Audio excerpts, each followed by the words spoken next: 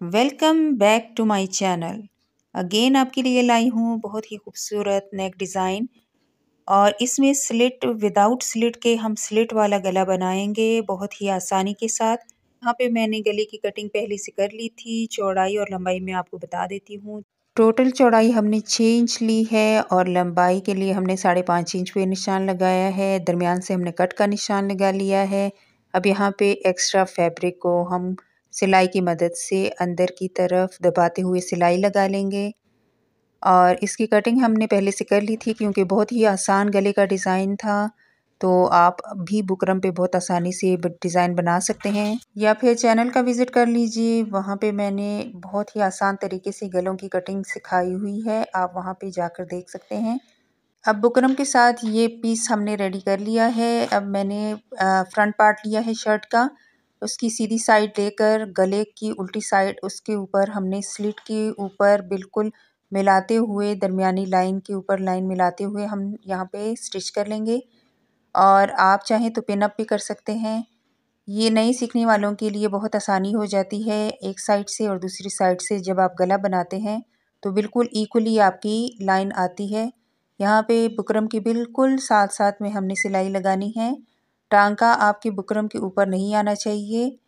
बिल्कुल बुकरम के साथ साथ आपने तमाम सिलाई लगा लेनी है, तो आपका गला बहुत ही सफाई से बन जाएगा।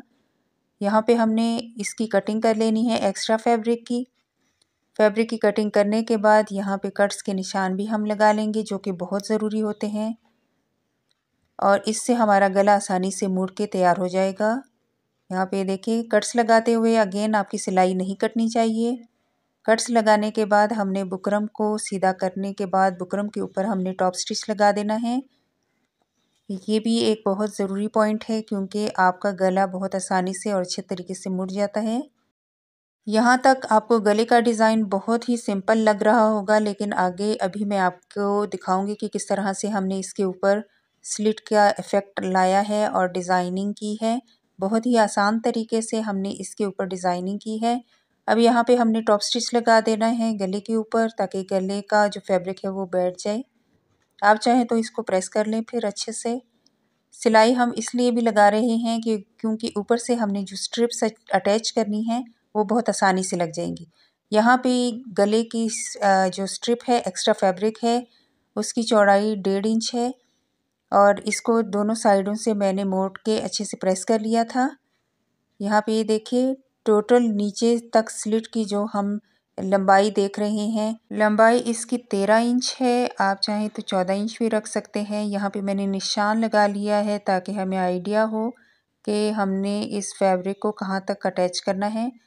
अब यहाँ से बिल्कुल इसके साथ साथ चलते हुए हमने एक दो छोटी छोटी सी प्लेट्स दे देनी है, क्योंकि यहाँ पे थोड़ी गोलाई आ रही है, तो फिर गोलाई में हमें आसानी हो जाएगी। यहाँ पे बिल्कुल एंड में जाके हमने यहाँ से फैब्रिक को मोड़ देना है और नीचे स्लिट के बिल्कुल साथ साथ में हमने इस कपड़े को लगाते हुए रखते हुए नीचे तक आना है अपने निशान के ऊपर। अब यहाँ से आप गौर से देखिएगा कि किस तरह से हम इस कपड़े को नोक की शक्ल देते हैं।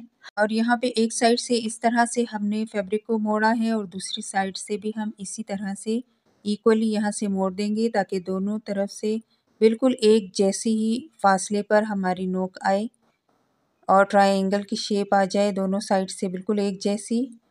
यहाँ पे इस तरह से मुड़ के अब हमने इसी फैब्रिक को ऊपर ले जाते हुए स्लिट की और इसके बिल्कुल पास पास हमने सिलाई करते हुए और इसको जोड़ते हुए लेकर चलना है। और यहाँ पे ये देखिए वी जहाँ पे ख़त्म हो रहा है वहाँ पे बिल्कुल हमने इधर भी बहुत ज़्यादा ख्याल से अपनी सिलाई करनी है।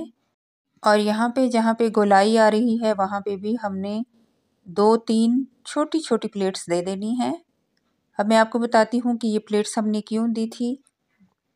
तो यहाँ पे हम दूसरी जानिब से हम अपनी सिलाई अब स्टार्ट कर लेंगे। पहले अच्छे से आप प्रेस कर लें।